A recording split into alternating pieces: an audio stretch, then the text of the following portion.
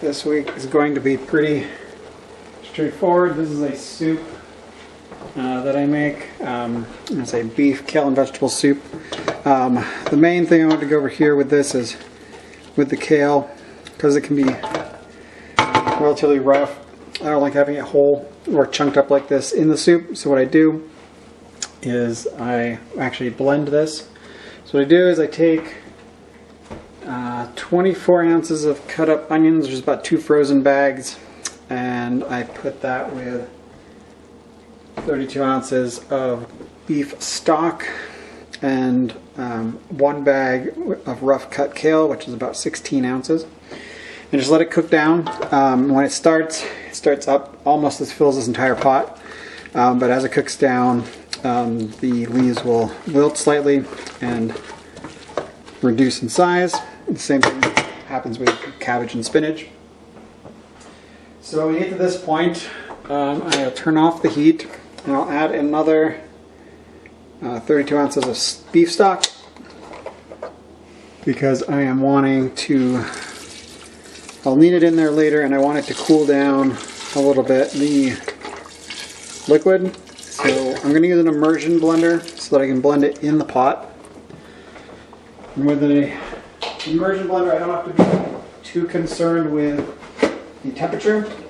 So it can be hot. I have to be careful not to splatter myself, as it can burn me. But adding in the extra broth at this point has made it so that I can reduce that risk. And it's made it so that there's enough liquid in here that I can get enough of a flow as I use the blender. This is the blender that I'm going to use. And I will hold the left part of the cord just to keep it away from the pot, since the pot and the stove are hot.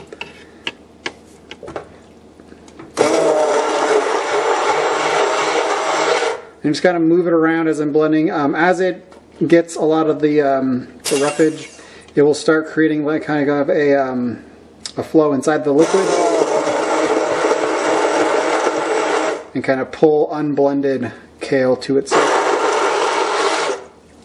If there's areas that I haven't gotten to, I'll just lift it back out and go straight down on top of it.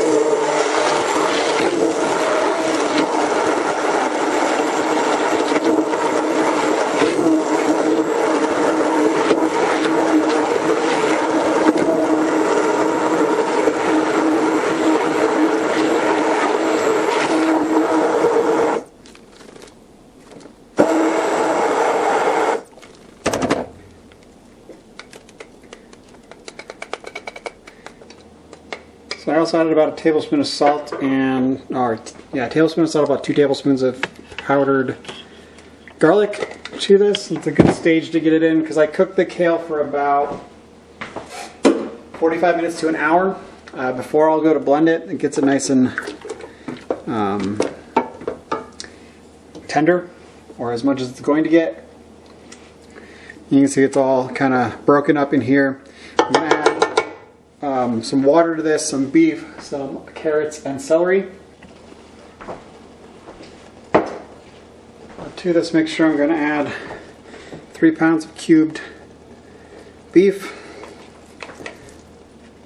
So I bought just a rump roast and cubed it. You can buy pre-cubed or pre-cut stew beef. It's fine. I'm going to add this in and then let it get back to a boil. Start cooking this. I don't want to run the meat on the boil too long or too high, but I want it to be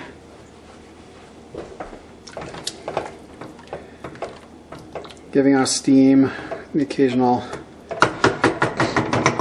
bubble. So probably on like a medium-high heat. Let the meat go for a while.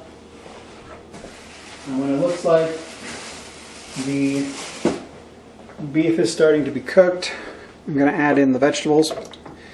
So that way I can use the doneness of the carrots and the celery as a final kind of indicator of the soup being finished.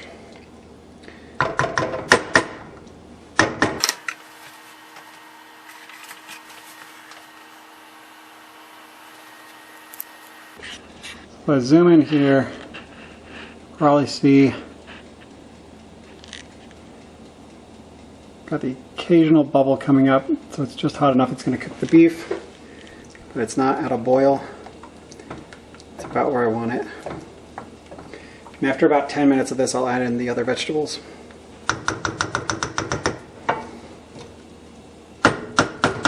This is a pretty good option for a soup if you want to have kale in the soup, but you have people that are picky and they don't like the large chunks of kale because the kale being blended up is fairly hidden in the soup.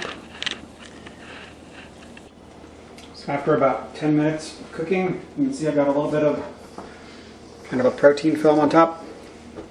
That's fine. It's not going to hurt the soup, but it does give you a good indication that the meat won't be cooked through all the way, but it will be good enough to add in the vegetables. So I just have rough chopped celery and peeled carrots that I'm going to add in. Because this is a hot soup, I'm not going to just dump the bowl in. But I have 2 pounds of carrots and 1 whole head of celery.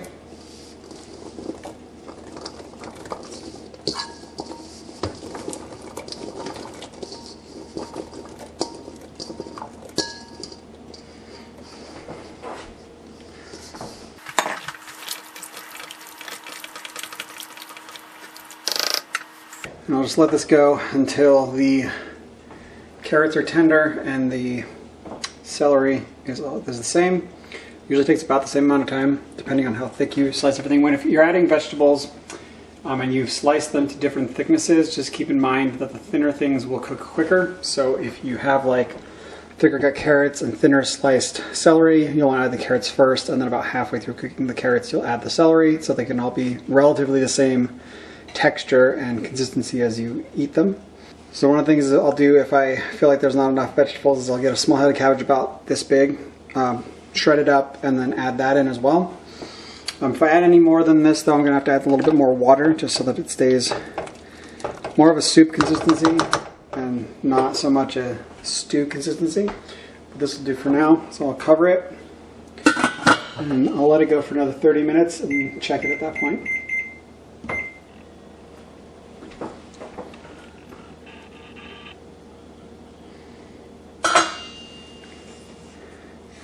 Okay, after 30 minutes, it's doing pretty good. The carrots are pretty close, right on the edge. Pretty good. The celery.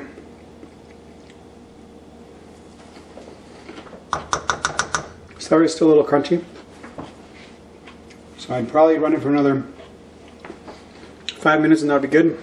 I typically like to not add a bunch of salt to the main pot of soup, but to salt per serving. So I would just stick with, I think I put 2 tablespoons of salt at the beginning when I was doing the kale. Other than that, it's good to go.